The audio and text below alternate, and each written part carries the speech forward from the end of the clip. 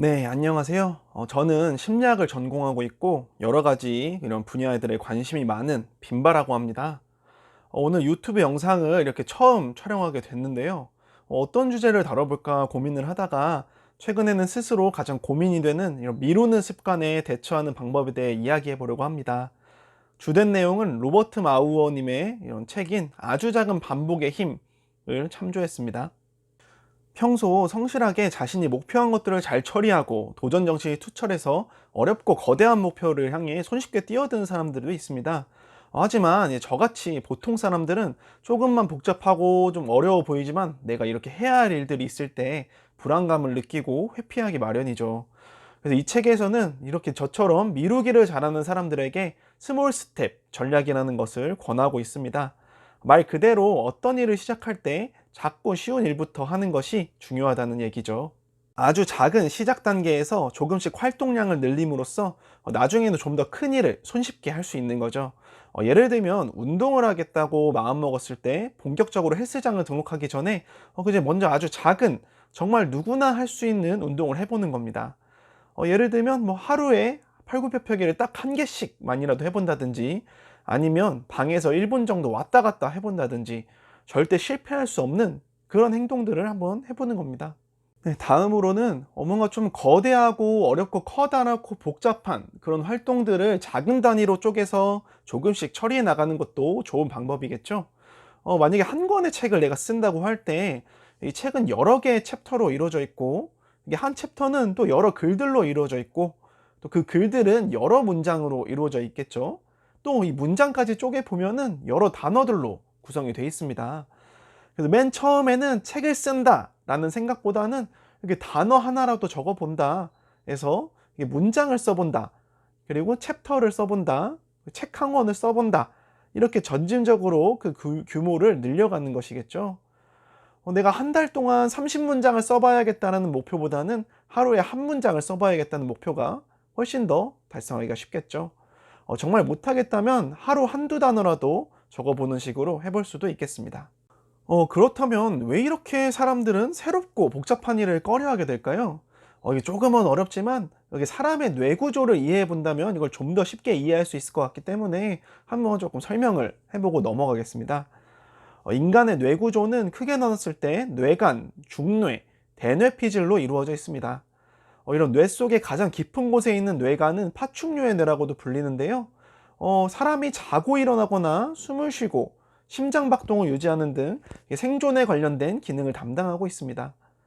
뇌간의 바로 위쪽에는 중뇌라는 것이 있는데, 이는 포유류의 뇌라고도 불립니다.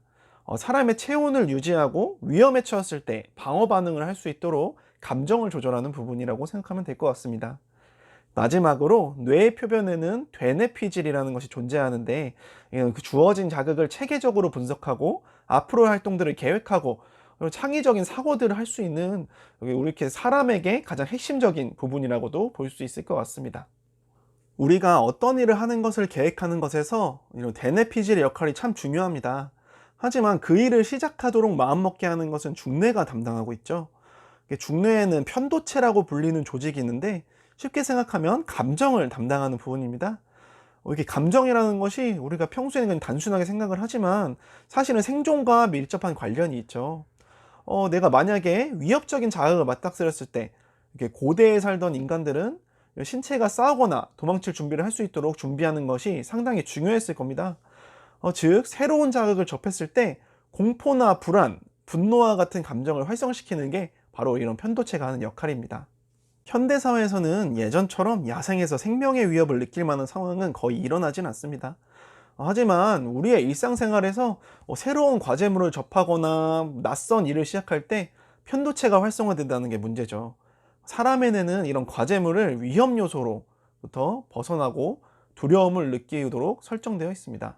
결론적으로 우리가 어떤 일을 미루게 되는 것은 그 일이 너무 크게 느껴져서 불안감, 두려움을 느끼고 결국 그 일로부터 도망쳐서 좀 더 손쉬운 게임이나 잠을 자는 것 같은 이런 활동들로 도피하게 만드는 것이죠. 그래서 이러한 두려운 반응을 회피하는 게 바로 스몰 스텝 전략입니다. 큰 목표를 바로 시작하려면 두려움을 느낄 수 있지만, 아주 작은 목표부터 시작한다면 뇌는 그것을 위협적으로 받아들이지 않기 때문에 일을 시작하기가 더 수월해지겠죠? 왜 스몰 스텝 전략이 효과가 있는지 이제 이해가 되시나요? 자, 지금까지 미루기를 피하기 위한 스몰 스텝 전략에 대해 이야기해 봤습니다. 요약해 보면, 첫째로 사람이 어떤 일을 미루는 이유는 일 자체에 두려움을 느끼는 것이기 때문에 두려움을 느끼지 않도록 아주 작은 일부터 시작한다면 미루기를 줄일 수가 있다. 두 번째, 어떤 일을 시작조차 하기 힘들 때는 절대 실패할 수 없는 아주 쉬운 작은 일부터 해보자. 셋째, 거대한 목표를 해결하기 위해서는 그 목표를 아주 작은 단위로 쪼개서 조금씩 처리해보자. 이렇게 세 가지로 줄여볼 수 있겠네요. 저도 요즘 미루는 습관 때문에 일이 늦어지고 있는데, 이렇게 세 가지 것들을 잘 고려를 해서 열심히 성실하게 일을 좀 해봐야겠습니다. 제 영상이 도움이 되셨기를 바라면서, 언제가 될지 모르겠지만 다음 영상에서 뵙겠습니다. 이상 빈바였습니다.